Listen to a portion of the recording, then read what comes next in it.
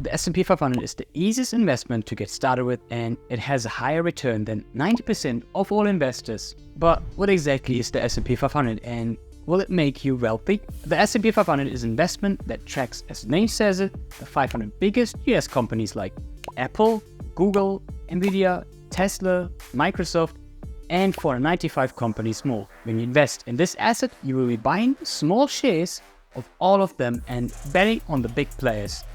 You don't need to pick the right winners anymore. When all of these companies are making money, their value is rising, and so is their share price. This means your invested money will be growing, while these companies are doing the heavy lifting. The good thing about the S&P 500 is that you cover a wide spectrum of the stock market. This is called diversity, and it can be very risky to put your money into one company. Although Apple right now is the best performing company, it isn't guaranteed that it will be like this in the next 20 or 30 years. Let's have a quick look at the top 10 stocks over the last 50 years. In the 70s, it was IBM, General Electric in 2000, and today, Apple. As you can see, it can always change. Times and industries are constantly changing. In 2000, we had the big .com boom. Right now, we've seen a big AI hype. Who knows what hype will be there for us in 2044.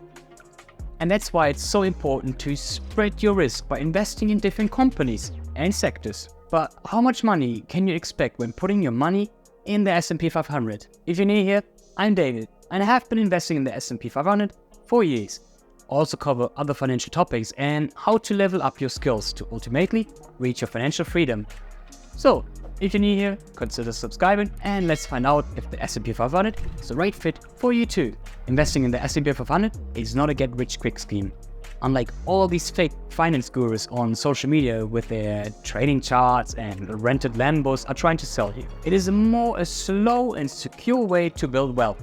If you're not making millions per year already, it is more secure because of the diversification, because of the huge range of different companies within it. But if you're planning to use this money in the, let's say, next 5 or 10 years, then this might be not the right fit for you because investing is most efficient in the long term. You also never know when there will be the next drought or, as Wall Street calls it, a bear market. It is a great asset for people who don't have much time or don't want to spend lots of time looking at stock graphs or company reports.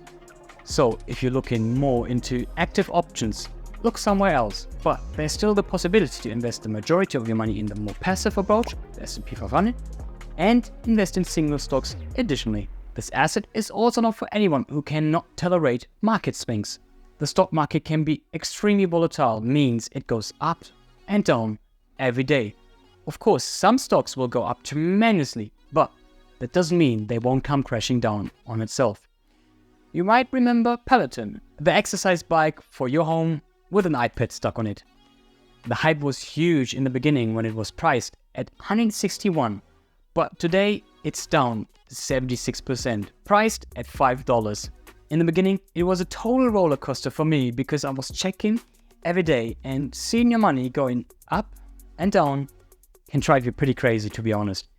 But besides a few little mistakes, which I will talk about in this video, I didn't take my money out and just let it sit there and put even more money into it monthly. Warren Buffett said, if you cannot see your investment going down by 50%, then investing isn't for you.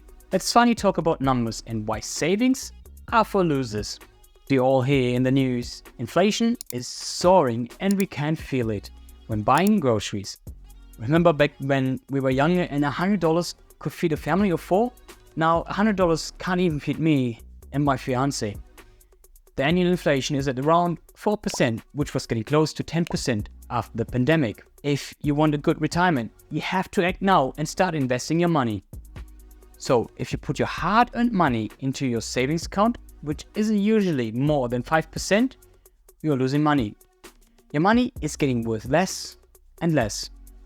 But if you check the performance of the S&P 500 over the last 40 years, it is about 10% per year. Therefore, we are not just beating inflation, no, we're also making more while we sleep. But how much can you expect to get from it?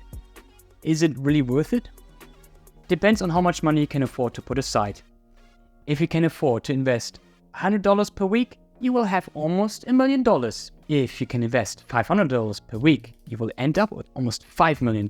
And here is another shocking fact for you. It doesn't matter more how long you have been investing, rather than how much. Let's say we have two people, John and Michael. John starts working early and starts his journey at the stock market in his 20s and invests $100 per week till he's 50. After his 50s, he's not putting any money in his account anymore and waits till he's 60 to pay out his returns. His total contribution was $156,000. Michael, on the other hand, went to college and started investing in his 30s. But he got a good paying job, so he can afford to invest $300 per week. He ends up with almost $3 million. His total contribution was $468,000. But with how much did John end up? He will have $2.6 million, although he invested $312,000 less than Michael. Mind-blowing. And this is all thanks to the so-called compound effect. If you believe this investment is for you, watch this easy guide to start building your wealth today and start living the life you truly deserve.